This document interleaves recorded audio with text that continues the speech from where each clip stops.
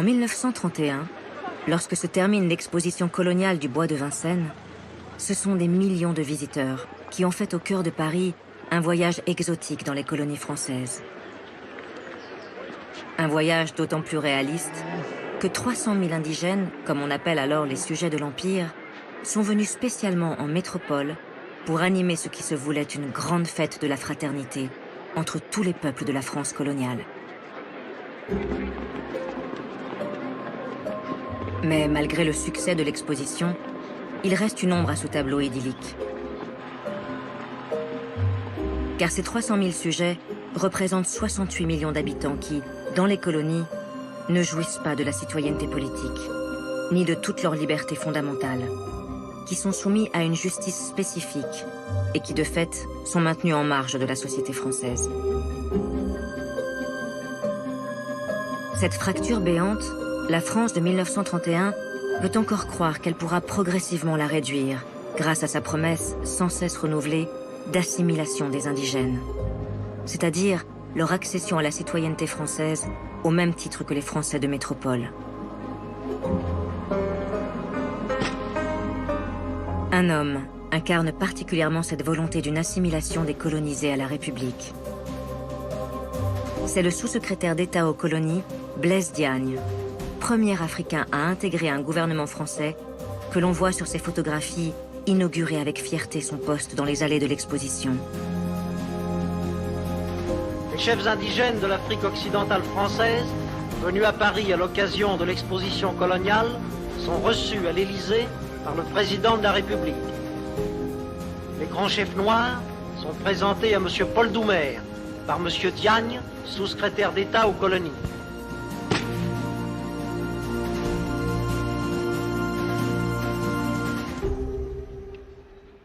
Cet espoir d'égalité entre Français et indigènes prend sa source au pays natal de Blaise Diagne, le Sénégal, la plus ancienne colonie africaine de la France, où elle était installée depuis des siècles dans quelques comptoirs côtiers. Une antériorité qui avait permis aux 4 communes sénégalaises de Saint-Louis, Rufisque, Gorée et Dakar d'obtenir le droit de vote pour une minorité indigène et le droit de désigner un député à l'Assemblée nationale.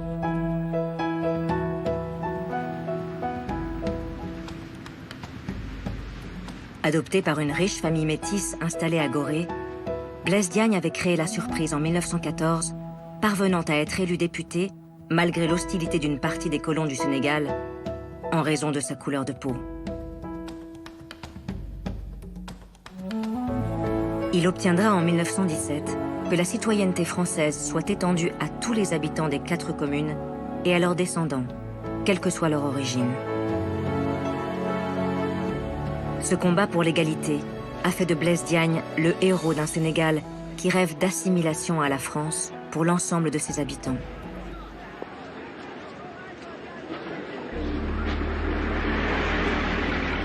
Mais la réalité coloniale va vite rattraper Blaise Diagne, qui va voir son combat parsemé d'embûches douloureuses.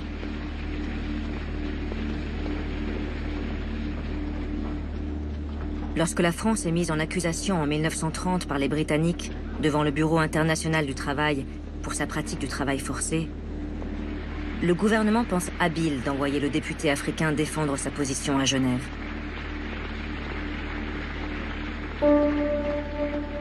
Blaise Diagne marche sur un fil ténu et doit défendre l'étonnante thèse de la France. Oui, il faut supprimer le travail forcé dans le monde, mais non, la France ne pratique pas de travail forcé en Afrique. Elle ne fait qu'imposer des corvées qu'il faut considérer comme des impôts. Pourtant, plus de 3 millions d'hommes en Afrique occidentale française sont chaque année soumis à ces prestations en nature et doivent chacun 10 journées gratuites d'un travail harassant. Mais Diagne, qui le sait pertinemment, est piégé par le gouvernement et il doit annoncer à la SDN que la France ne ratifiera pas cette nouvelle convention sur le travail forcé. Une position qui lui sera longtemps reprochée. Ce que veut à tout prix éviter le gouvernement, c'est d'avoir à payer ceux à qui elle fait construire ses routes, ses ponts, et ses voies de chemin de fer partout dans l'Empire. Cela déséquilibrerait tout le système économique colonial.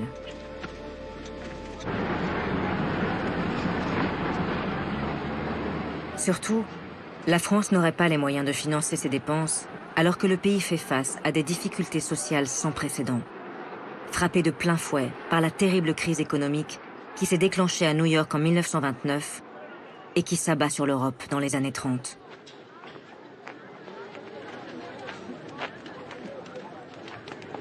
Partout en métropole, le chômage a fauché des millions de Français, obligés de se presser dans les soupes populaires.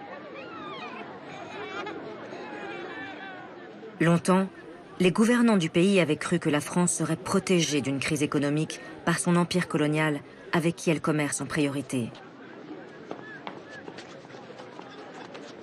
Non seulement l'empire ne protégera pas la France, mais bientôt ce sont les habitants des colonies qui sont victimes à leur tour de la récession mondiale, déstabilisant un peu plus des sociétés coloniales déjà fragiles.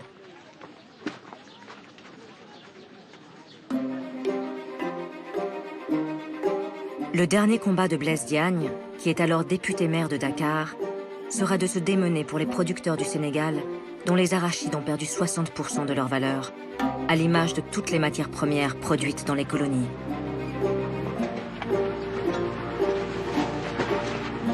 En raison d'une chute de la demande en France comme dans le monde entier, le prix du blé et du vin algérien est divisé par 3. Les prix du riz et du caoutchouc indo-chinois sont divisés par 5. Quant à l'Afrique occidentale, non seulement les arachides sont frappés, mais aussi le cacao de Côte d'Ivoire.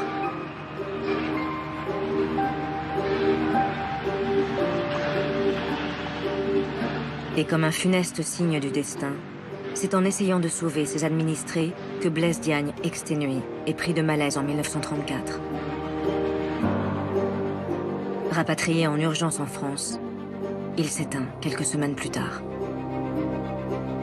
Avec la mort de Blaise Diagne, l'espoir de l'assimilation des indigènes s'éloigne à nouveau.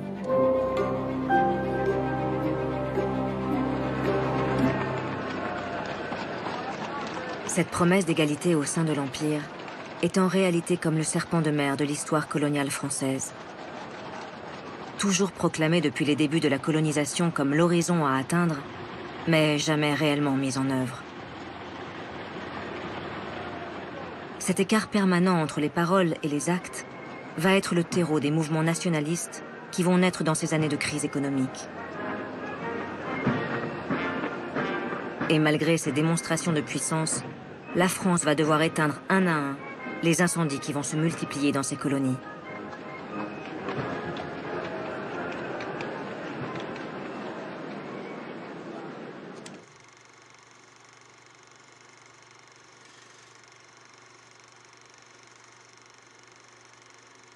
C'est en Indochine, la perle de l'Empire, comme on l'appelait, que va se dérouler la première alerte sérieuse pour le pouvoir colonial.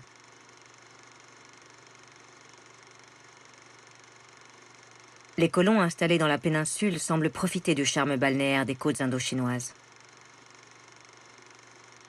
Comme sur ces images amateurs d'une famille française qui vient de s'y installer en 1930.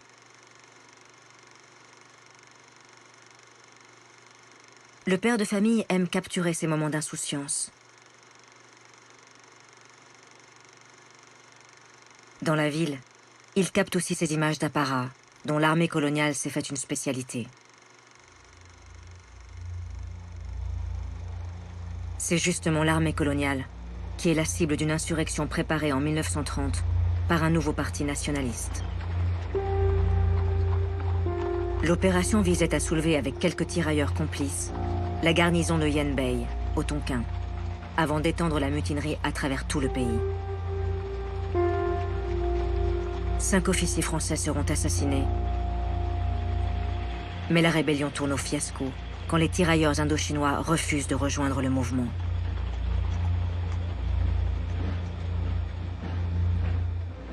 Tous les dirigeants du parti nationaliste sont alors arrêtés et incarcérés à Hanoï.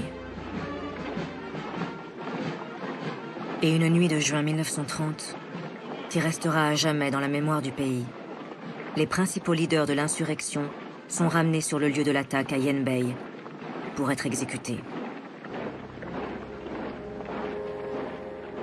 La seule trace que nous possédons de ce qui s'est passé ce jour-là est le récit qu'en a fait le journaliste Louis Roubaud, présent par hasard dans la ville au même moment.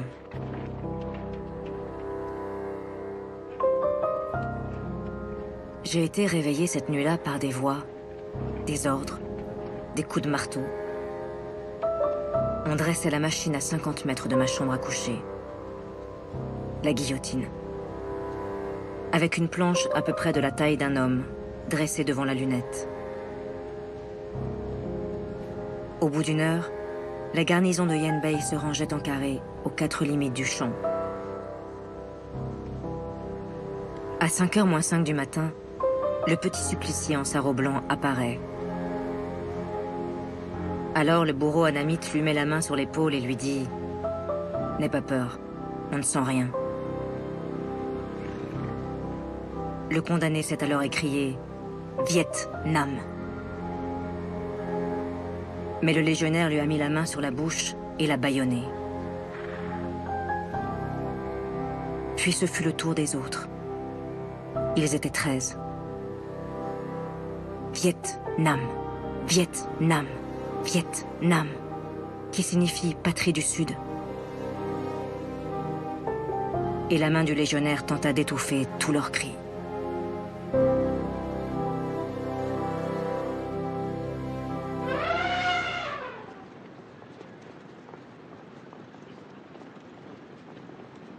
La France est parvenue à décapiter toute la direction du mouvement nationaliste.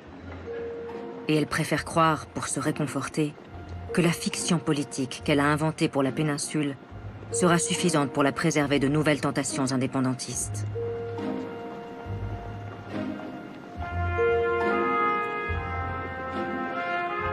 Une fiction qui veut que Baodai, l'empereur d'Annam, dans son palais impérial de Hue, garde le contrôle de son royaume avec la protection bienveillante de la France.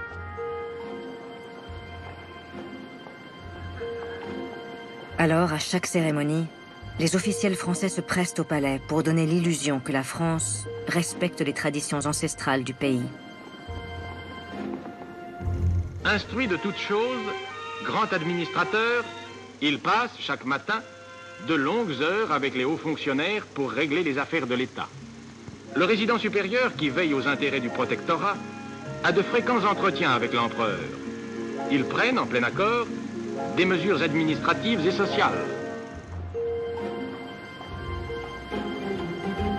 En réalité, l'empereur Baodai n'a pratiquement aucun pouvoir dans son royaume d'Annam.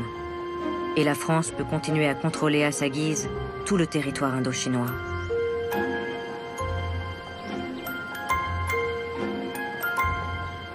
Mais cette fiction ne va pas résister à une nouvelle contestation, communiste cette fois, qui refuse tant l'occupant français que l'empereur et son système de valeurs archaïques.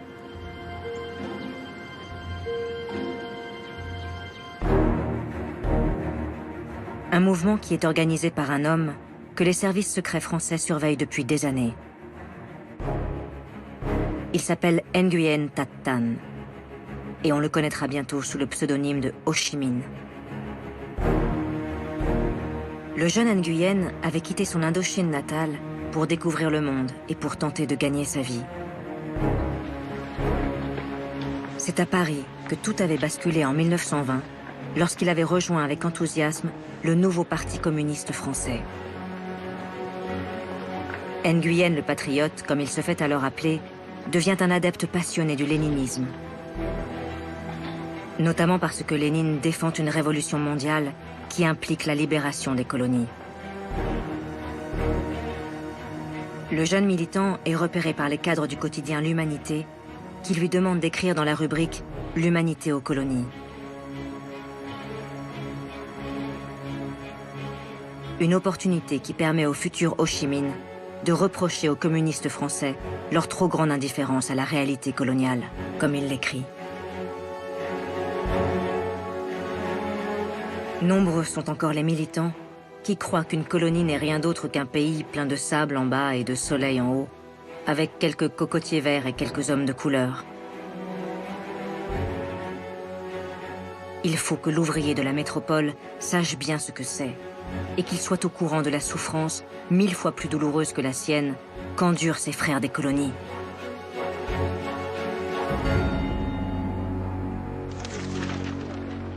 Le prolétariat colonial.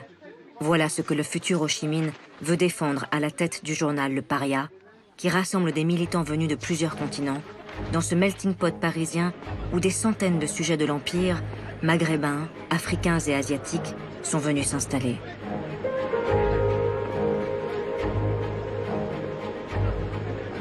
C'est dans ces quartiers populaires aux couleurs des colonies que des militants nationalistes vont se former au contact de camarades communistes et fonder une union communiste intercoloniale qui sera la matrice des mouvements de libération de l'Indochine comme de l'Algérie.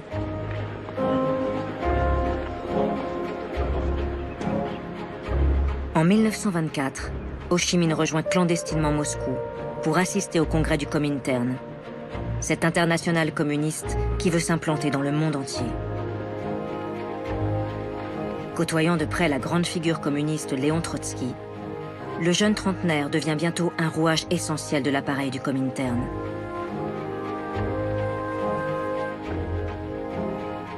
Et après 2 ans d'apprentissage des techniques clandestines, Ho Chi Minh décide de retourner en Indochine pour mettre en œuvre cette révolution marxiste mondiale qui doit permettre de libérer son pays.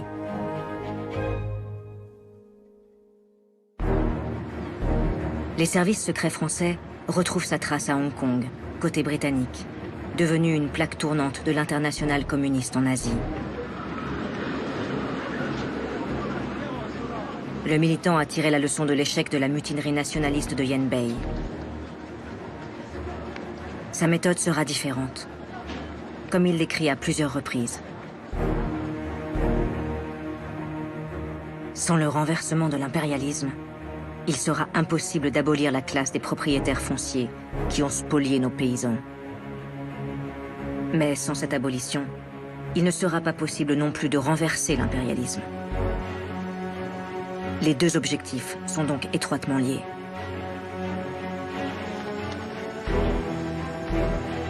Les communistes ne vont donc pas attaquer les soldats français. Ils vont frapper au cœur du capitalisme colonial, en déclenchant de larges mouvements de grève en 1931 dans les plantations d'EVA du delta du Mékong. Puis Ho Chi Minh organise des manifestations paysannes contre l'impôt et contre les colons qui surprennent les autorités françaises par leur ampleur et leur violence. La France réagit rapidement et brutalement. Des villages entiers sont incendiés par la Légion. 10 000 arrestations, plus de 3 000 morts et le démantèlement de l'appareil communiste clandestin.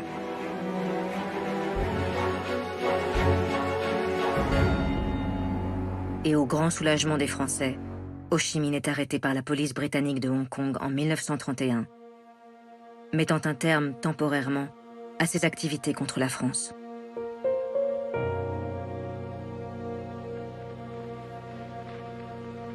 Les autorités coloniales pensent alors qu'elles maîtrisent la situation. Et comme chaque année, dans un étonnant folklore qui se veut tribal, elles organisent de grandes cérémonies de soumission des peuples d'Indochine.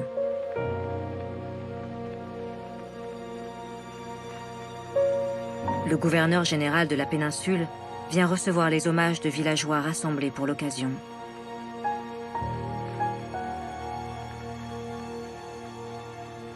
Même les éléphants sont tenus de saluer le colonisateur, dans une mise en scène qui donne aux administrateurs coloniaux un sentiment de puissance infinie.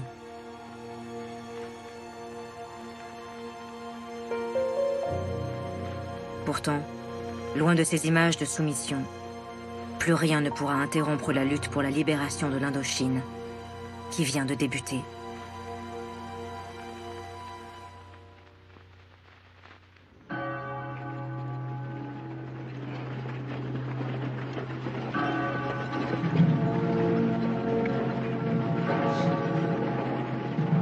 En juillet 1934, la France organise en grande pompe à Nancy les funérailles de l'un des plus célèbres héros de l'Empire, le maréchal Hubert Lyautey, mort dans sa 79e année.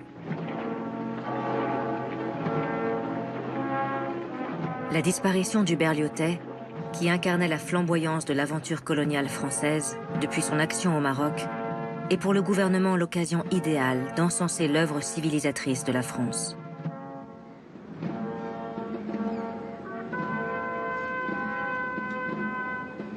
Le transfert de la dépouille d'Hubert Lyautey vers ce royaume qu'il a façonné et où il voulait reposer devient ainsi le prétexte pendant plusieurs semaines de vanter dans les actualités cinématographiques l'action du maréchal dans le pays. Jetons un regard rapide sur l'œuvre que le génie de Lyautey a accomplie dans ce pays, tandis que le peuple marocain reconnaissant accueille ses cendres avec émotion, avec tendresse. Le Maroc fut d'abord doté des routes qui lui faisaient défaut. En quelques années, des villes modernes surgirent là où se trouvaient naguère de misérables bourgades. Des travaux d'art d'une importance capitale furent entrepris, tels le barrage de l'Oued-Nfis au sud de Marrakech. Le sous-sol marocain contenait des richesses inemployées, telles les mines de phosphate de Kouriga, qui furent mises en exploitation par le maréchal Lyautey et représentent pour le gouvernement chérifien une source de revenus très importante. Le maréchal Lyautey a enfin favorisé la création de nombreuses œuvres sociales. En réalité, loin de ces images de propagande, les difficultés des autorités françaises s'accumulent et la situation économique et sociale du pays est loin de ce bilan flatteur. L'armée française, en 1934, vient juste de terminer la longue et douloureuse pacification du pays, en soumettant les dernières tribus à l'est et au sud, après 25 années d'opérations militaires.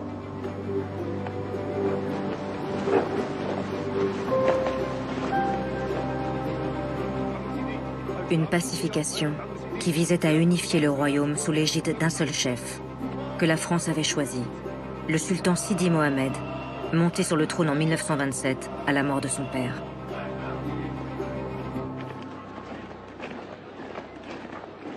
Mais ce schéma inventé par Lyautey va être fragilisé dans ces années 30, et notamment par la faute des Français eux-mêmes. Pour asseoir encore plus le pouvoir de la France, un projet de circulaire administrative prévoit de distinguer au sein du Maroc arabes musulmans d'un côté et berbères de l'autre. Le sultan Sidi Mohamed devient alors paradoxalement le ciment d'une nouvelle contestation nationaliste. Au nom de l'unité du royaume menacé par les Français, les jeunes étudiants Alal El-Fassi et Ahmed Balafrej fondent en 1934 le Comité d'action marocain. Et ce combat, ils choisissent de le mettre au service de celui-là même qui servait de paravent à la France, le sultan, devenu à leurs yeux le meilleur garant de l'intégrité marocaine.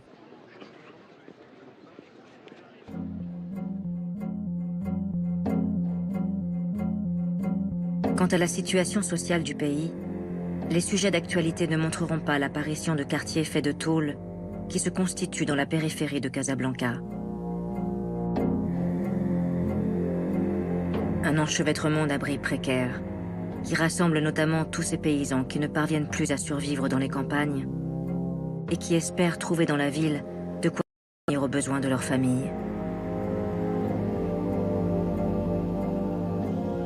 Des quartiers de Casablanca qui frappent tant les visiteurs qu'on leur donne bientôt l'étrange surnom de bidonville.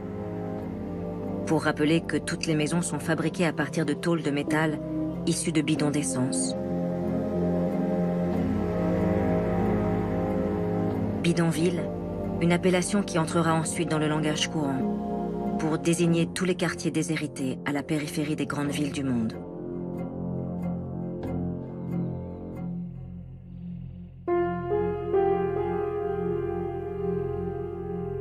Et ce que les actualités cinématographiques montreront encore moins que ces bidonvilles, c'est le quartier de Casablanca qui a été bâti juste en face.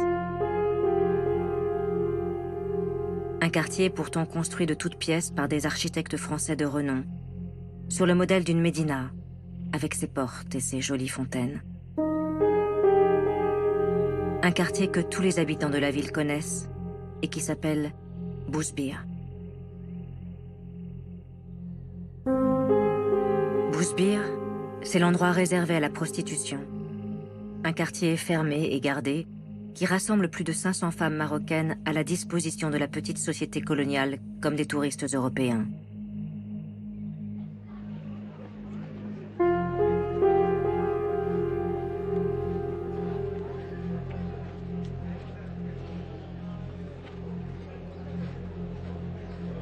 Ces images du quartier réservé de Bousbir sont des rushs tournés par un opérateur Gaumont au Maroc, mais qui à l'époque n'ont pas été montrés.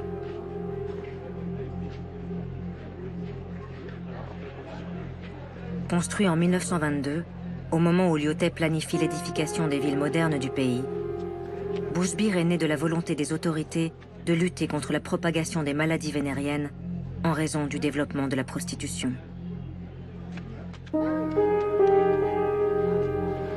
Un quartier entier de 160 mètres sur 150, entouré d'un haut mur aveugle, avec une seule porte d'accès monumentale. Et à l'intérieur, des commerces, un coiffeur, des cafés. Et bien sûr, ses habitantes bien particulières.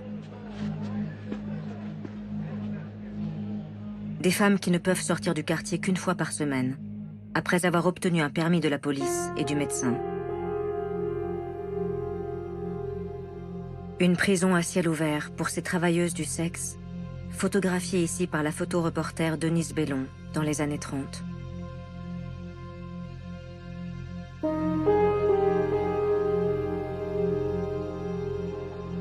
Si Casablanca a Bousbir, les villes de Tunisie et d'Algérie ont aussi leur quartier réservé, que l'on tente de contrôler pour les mêmes raisons sanitaires.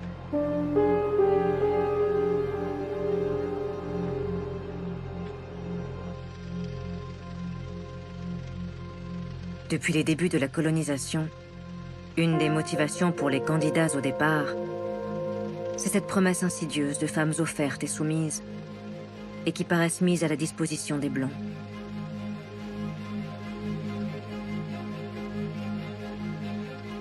Et dans une répétition à l'infini des mêmes gestes de domination, les Européens semblent prendre les corps pour bien signifier qu'ils ont pris les pays.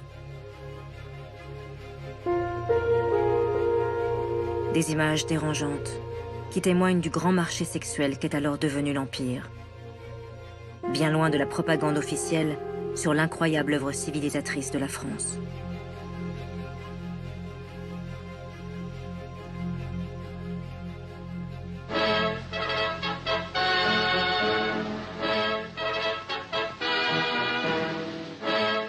La France a voulu montrer aux populations de ces îles lointaines l'importance qu'elle attache à leur entrée dans la vie française et consacrer le terme d'un 3e siècle d'affection réciproque.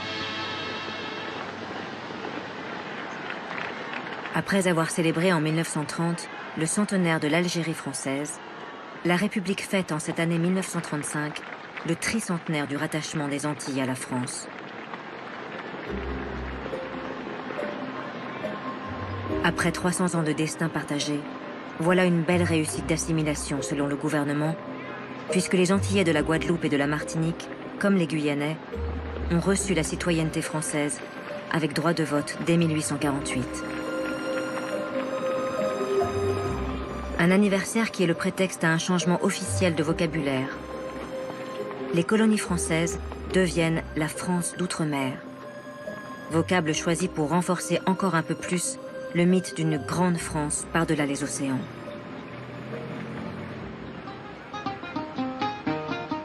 Mais la démonstration de fraternité du gouvernement ne convainc pas tous les Antillais. Car s'il y a égalité politique, il reste une profonde inégalité économique. Les droits sociaux de la métropole ne s'appliquant pas dans les Caraïbes, entraînant un sous-développement chronique et une très grande pauvreté. Une inégalité qui pousse certains à revendiquer encore plus d'assimilation, exigeant que les Antilles deviennent des départements français à part entière, avec les avantages qui s'y attachent.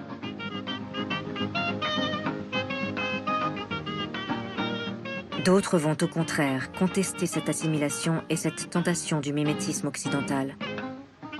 Et notamment un groupe de jeunes étudiants venus des Antilles pour faire leurs études à Paris.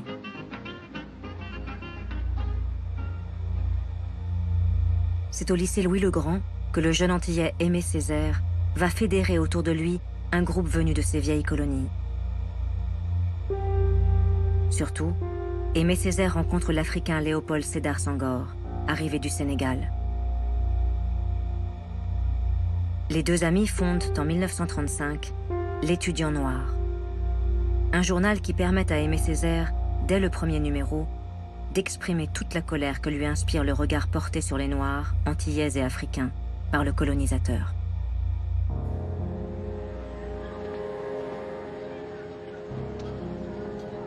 Les nègres furent d'abord asservis.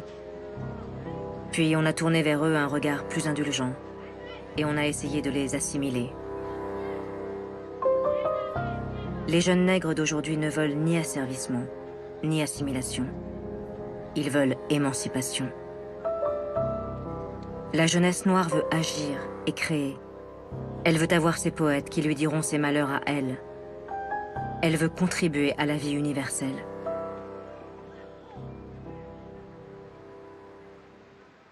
Dès ce premier texte, Césaire esquisse les principes de ce qui deviendra le concept de négritude, élaboré avec Senghor. La négritude, c'est un cri lancé à la face du colonisateur pour refuser une assimilation qui signifierait la disparition de sa propre identité. Pour Césaire, la colonisation n'est pas qu'une question de droit politique. C'est aussi une colonisation culturelle, une colonisation des esprits, qui tente non seulement d'imposer la supériorité morale et technique des Blancs, mais aussi qui voudrait gommer les racines africaines des Antillais.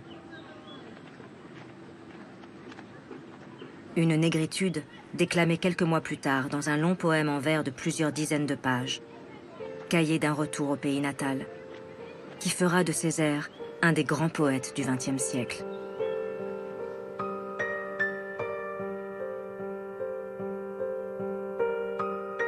Ceux qui n'ont inventé ni la poudre ni la boussole.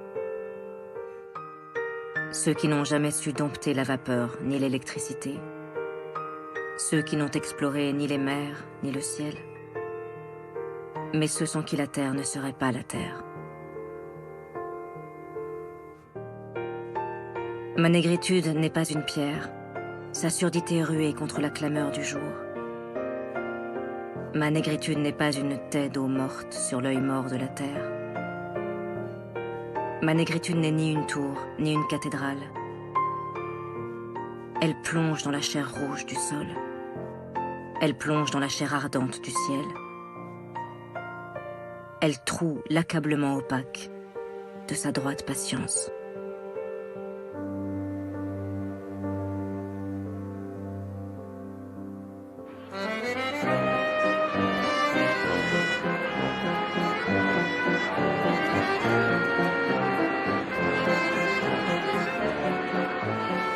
En mai 1936, bien loin de s'interroger sur ses colonies et leurs problèmes, la France danse dans les usines et les grands magasins parisiens.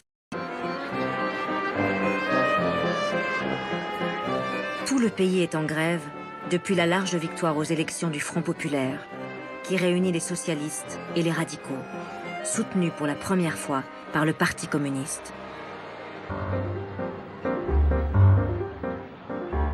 Une grève de joie et de combat s'est répandue dans le pays pour obtenir que la situation change vraiment.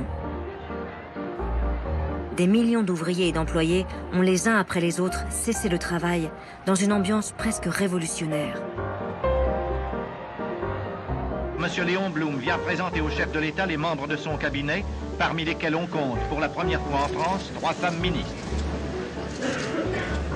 Malheureusement, les photographes ne sont pas en grève. En quelques semaines, le nouveau gouvernement dirigé par Léon Blum va négocier un plan de réforme sociale sans précédent, avec augmentation des salaires et réduction du temps de travail. Des réformes fêtées lors d'un impressionnant rassemblement à Paris le 14 juillet 1936, où les leaders de la gauche affichent leur entente.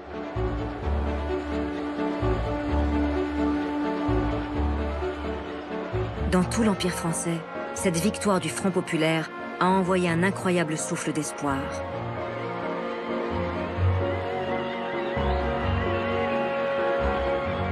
Alger manifeste le poing levé.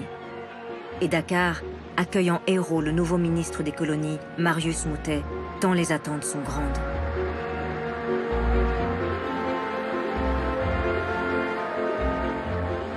Alors, au désespoir des petites sociétés coloniales conservatrices, le gouvernement ouvre une première porte aux peuples colonisés et leur donne le droit, jusque-là inimaginable, de se rassembler dans un syndicat ou un parti politique local.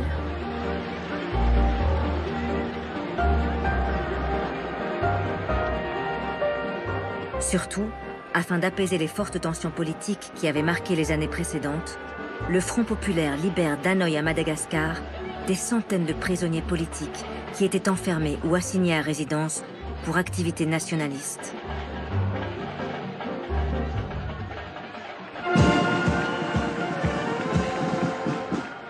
La dynamique politique qui porte le gouvernement est tellement forte que Léon Blum va même se lancer dans 2 réformes d'ampleur pour tenter de déverrouiller un peu plus un système colonial à bout de souffle.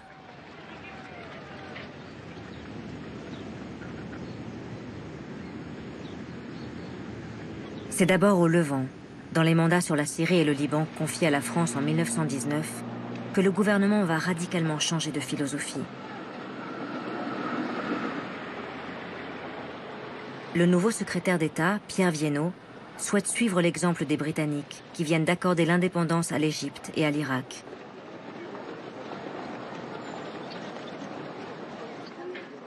Alors, Viénot négocie avec les Syriens et les Libanais des traités qui prévoient l'indépendance de ces 2 pays en 1939, avec en échange des accords militaires ambitieux qui garantissent de maintenir un lien avec la France. Ces traités, signés lors d'une cérémonie officielle à Paris, sont une première dans l'histoire coloniale française et doivent permettre à la République de respecter l'objectif qu'avait initialement fixé la Société des Nations.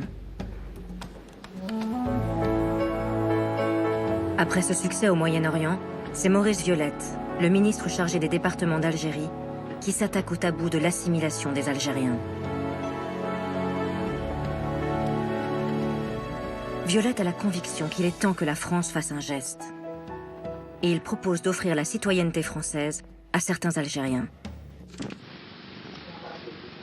Le gouvernement s'est trouvé d'accord avec moi pour penser qu'il était impossible de continuer à refuser aux indigènes d'Algérie qui sont français la participation à la souveraineté nationale. Si le projet est symboliquement fort, il reste cependant particulièrement modeste.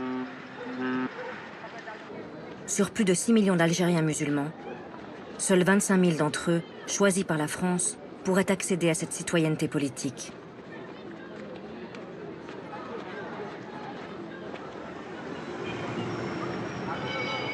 Malgré la portée très limitée du projet, sa philosophie suffit à déclencher un vent de contestation au sein des 2 sociétés qui cohabitent en Algérie.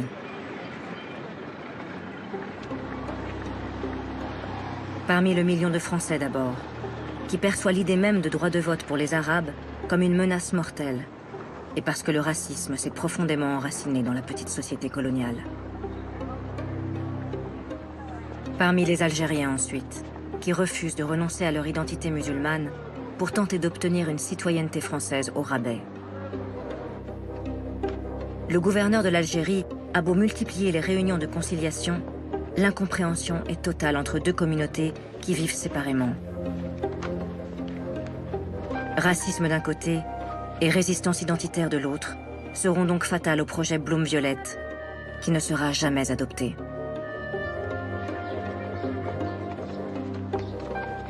Cet échec inéluctable prépare les confrontations à venir. Car en face de l'intransigeance des Européens, les mouvements nationalistes algériens sont en train de s'organiser. Alger est ainsi devenu un laboratoire des luttes de libération telles qu'elles vont bientôt se généraliser. On y retrouve les 3 grands courants politiques qui vont progressivement se rassembler pour contester partout dans l'Empire le système colonial français. Le premier courant à s'organiser est un mouvement d'inspiration religieuse. Par fidélité à l'islam, les oulémas algériens, ces docteurs de la loi coranique, se rassemblent en fédération dès 1931 autour d'Abdelhamid Ben Badis et de Tayeb El-Okbi. Leur but est de refuser les influences occidentales pour retrouver un âge d'or religieux que le colonisateur serait venu interrompre. Ces oulémas sont les premiers à faire naître dans le pays un sentiment patriotique grâce à leur réseau d'écoles coraniques et de mosquées où ils vont diffuser un slogan particulièrement efficace. L'islam est notre religion, l'arabe est notre langue, l'Algérie est notre patrie.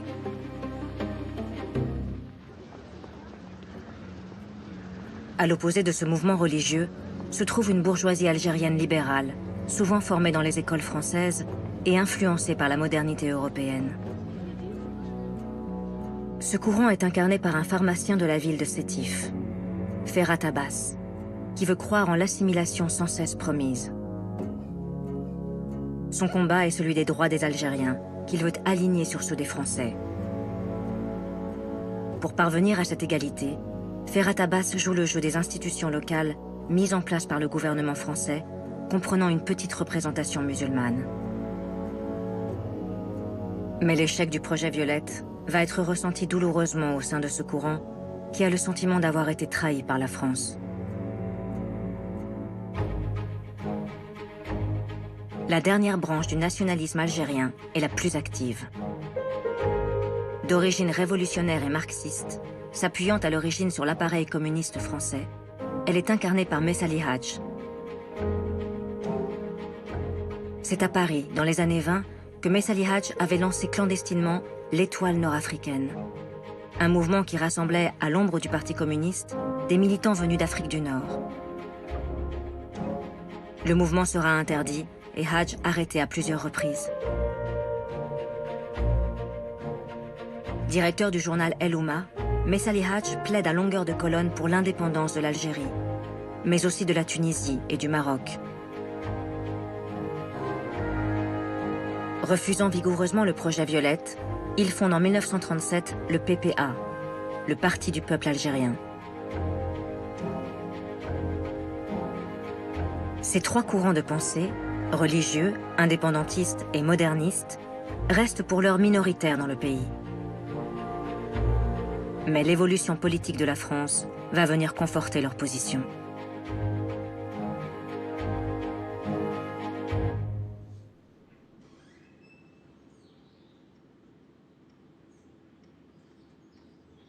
Car en cette année 1937, le Front populaire échoue à changer en profondeur la politique coloniale française.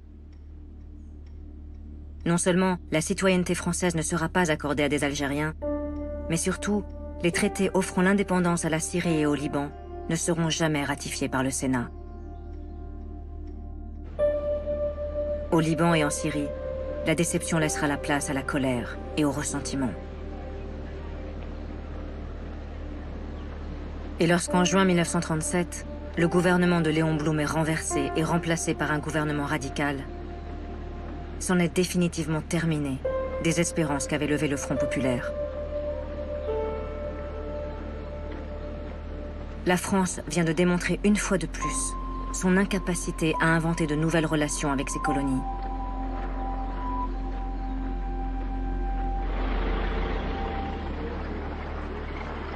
Alors, dans une répétition sans fin, le nouveau gouvernement ne va pas tarder à agir comme les gouvernements français l'ont toujours fait, en réprimant lourdement tous les mouvements nationalistes qui menacent dans l'Empire.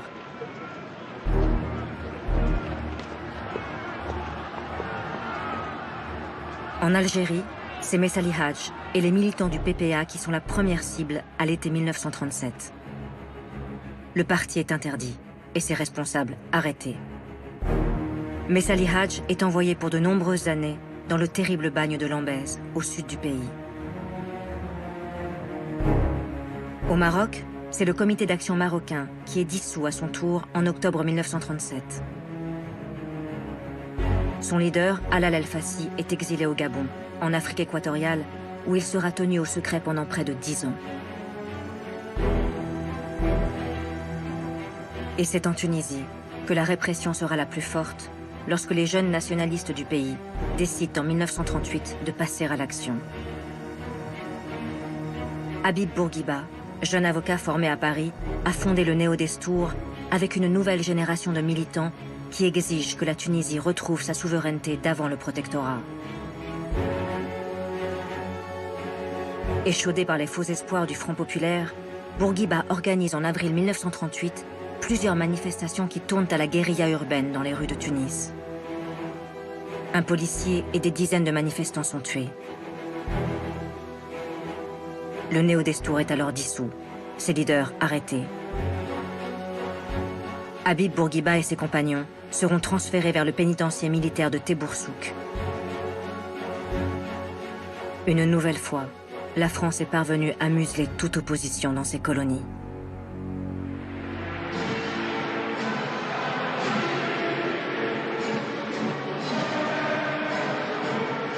Et en juillet 1939, la République, fière de son histoire et de son empire, organise à Paris une de ces cérémonies commémoratives dont elle a le secret.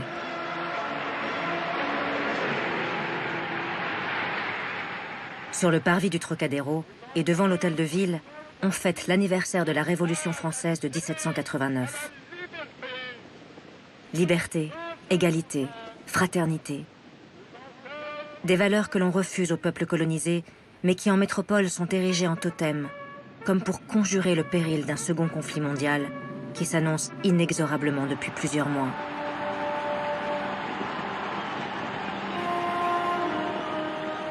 Et le contraste est saisissant entre cette mise en scène d'une France éternelle et puissante en juillet et l'effroi qu'entraîne dans le pays l'ordre de mobilisation générale décrété quelques semaines plus tard, en septembre 1939, lorsque la France et la Grande-Bretagne déclarent la guerre à l'Allemagne nazie d'Adolf Hitler après son invasion de la Pologne.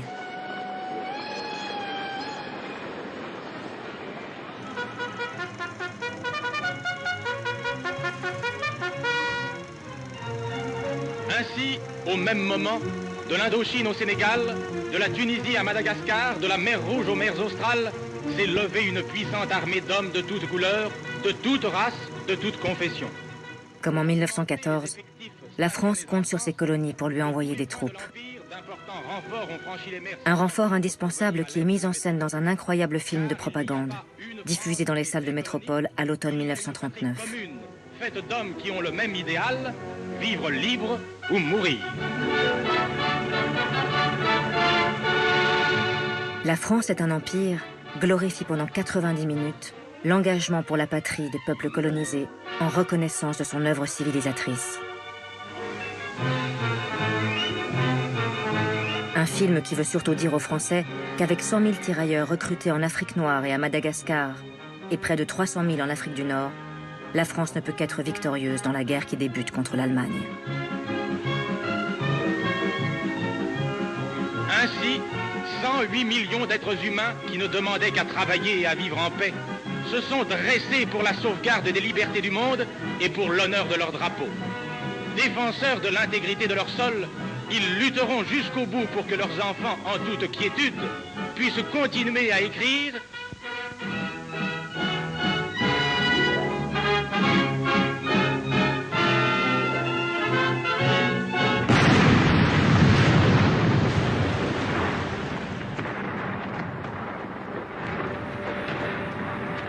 En réalité, cet empire tout-puissant n'empêchera pas la France de sombrer au printemps 1940 sous les coups de boutoir de la Wehrmacht, entraînant un armistice négocié par le maréchal Pétain en juin, après une campagne particulièrement meurtrière.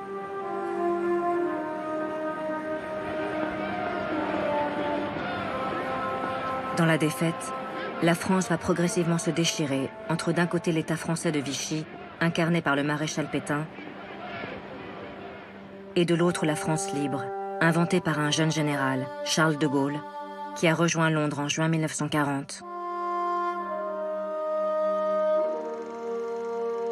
Et c'est l'empire colonial qui va devenir le terrain d'affrontement de la concurrence acharnée que vont se livrer les deux hommes. Une lutte entre deux pouvoirs qui ont chacun besoin de ces territoires d'outre-mer pour renforcer leur légitimité.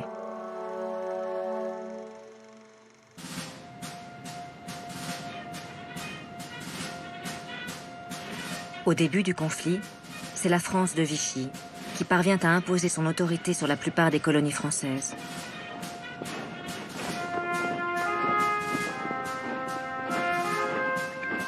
Et pour redorer le blason d'un pouvoir français rabougri qui a dû se réfugier derrière la ligne de démarcation, le nouveau gouvernement met en scène l'allégeance des colonies au maréchal Pétain, à qui la foule se doit de prêter serment lors de grandes cérémonies de soumission, d'Alger à Casablanca et de Tunis à Tananarive.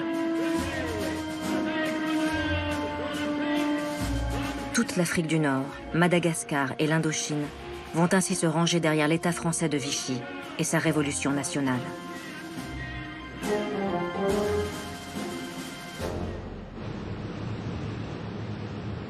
Du côté de la France libre, la conquête de l'Empire est vitale pour asseoir la légitimité d'un général de Gaulle sans troupes ni territoire. Pensant pouvoir s'installer en Afrique occidentale française, dès l'automne 1940, de Gaulle embarque sur des navires de guerre britanniques et tente d'imposer son leadership sur Dakar, au Sénégal.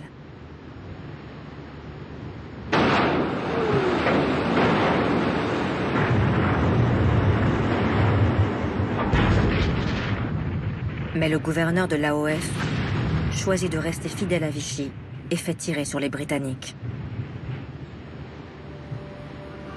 La flotte doit faire demi-tour.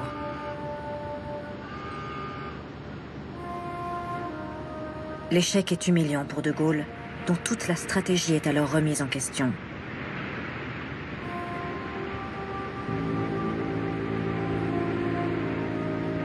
Mais le général va être sauvé par un homme, Félix Éboué, un Guyanais qui a fait toute sa carrière dans la coloniale et qui est alors gouverneur du Tchad, un des États de l'Afrique équatoriale française. Éboué refuse de se ranger derrière Vichy, changeant par ce geste le cours des événements. L'Afrique équatoriale française devient la planche de salut de la France libre. Le jeune capitaine Leclerc se lance à l'assaut de Douala au Cameroun, puis de Brazzaville au Congo. Une audace qui paye et qui permet de faire basculer une grande partie de l'AEF, offrant au général de Gaulle en décembre 1940 avec Brazzaville une première capitale provisoire pour poursuivre le combat contre l'Allemagne et contre la France de Vichy. Progressivement, les Français libres, grâce au soutien des Alliés, vont reprendre au régime de Vichy presque toutes les colonies françaises, du Liban à Madagascar jusqu'en Afrique du Nord, permettant à de Gaulle d'installer en 1943 sa nouvelle capitale dans la ville d'Alger.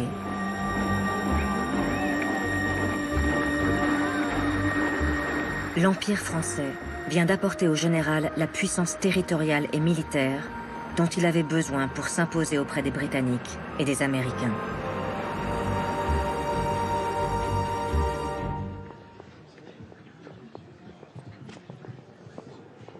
Au théâtre d'Alger, le nouveau pouvoir gaulliste met donc en scène, comme ses prédécesseurs l'ont toujours fait, cette puissance impériale de la France dans un étonnant spectacle.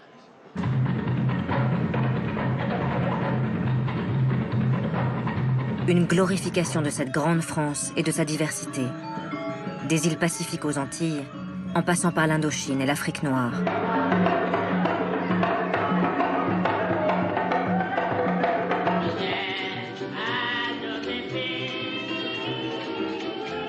Des images d'Épinal qui viennent surtout rappeler que l'Empire s'apprête à jouer un rôle crucial dans la victoire militaire qui s'annonce.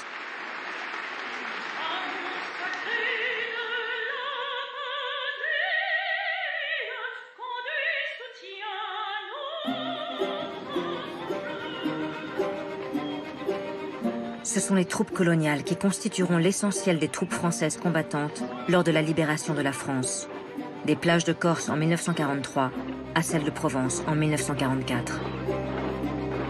Un apport considérable qui a fait basculer le rapport de force contre Vichy et qui exige de la part de Gaulle une réponse politique aux attentes des peuples colonisés. Alors, en 1944, lors d'une conférence à Brazzaville au Congo, préparée par Félix Éboué, le futur chef du gouvernement s'engage sur l'amélioration des conditions de vie dans les colonies. Interdiction définitive de tout travail forcé. Abrogation partout du statut de l'indigénat. Et surtout, une représentation dans la future Assemblée nationale avec 10% des sièges réservés à la France d'outre-mer. Des députés, élus parmi les colonisés, qui auront pour la première fois le droit de voter pour les désigner.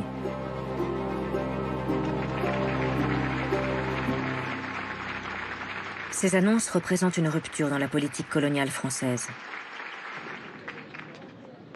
Mais en réalité, elles ne vont pas résoudre le profond et grave malentendu qui est en train de naître entre De Gaulle et les mouvements nationalistes. Car ces mouvements, à Alger, Tunis ou Rabat, considèrent que la citoyenneté qui leur est offerte est une citoyenneté au rabais, avec uniquement 10% des députés pour représenter plus de 60% des habitants de l'Empire. Surtout, pour les nationalistes, leur soutien à la France libre, comme le sacrifice des troupes coloniales, aurait dû entraîner un accompagnement progressif et négocié vers leur indépendance. Une conviction incarnée en Algérie par Ferhat Abbas, l'ancien défenseur de l'assimilation à la France, qui bascule du côté des indépendantistes et qui aura cette phrase devenue symbolique de sa prise de conscience. Que m'importe finalement qu'on mette de l'électricité dans ma maison, si ma maison n'est pas à moi.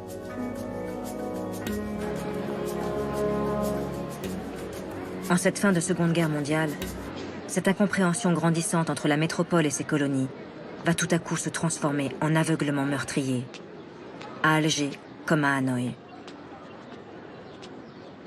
Le destin de l'Empire français est en train de basculer.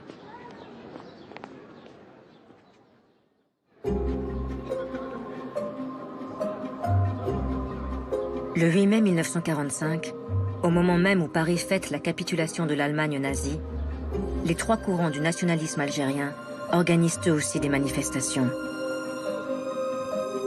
Partout en Algérie, la foule réclame l'indépendance du pays. Et d'abord, le retour de celui qui incarne ce combat, Messali Hadj, que les autorités françaises viennent subitement d'exiler à Brazzaville, au Congo. Des manifestations qui dégénèrent, notamment dans le Constantinois, à Sétif et à Guelma, où plusieurs manifestants sont tués. En quelques jours, plus d'une centaine de colons européens sont massacrés dans leurs fermes. Sur ces images, tournées par l'armée française, on voit les opérations de représailles décidées par le gouvernement pour mater ce qu'ils considèrent comme une insurrection. En quelques semaines, plusieurs villages sont incendiés par les soldats et au moins 10 000 Algériens sont exécutés, plongeant le pays dans la terreur et dans une colère sourde. À l'autre bout de l'Empire, la capitulation du Japon en août 1945 permet aux communistes Ho Chi Minh de proclamer au nord de l'Indochine la République indépendante du Vietnam. Une idée à laquelle la France ne veut pas se résoudre, malgré plusieurs tentatives de négociation. Cette obstination française va déclencher la première guerre de libération au sein de l'Empire. Et comme dans un balbutiement sans fin, cet empire colonial qui avait été édifié dans le sang et les guerres au XIXe siècle va s'effondrer de la même manière en moins de 20 années.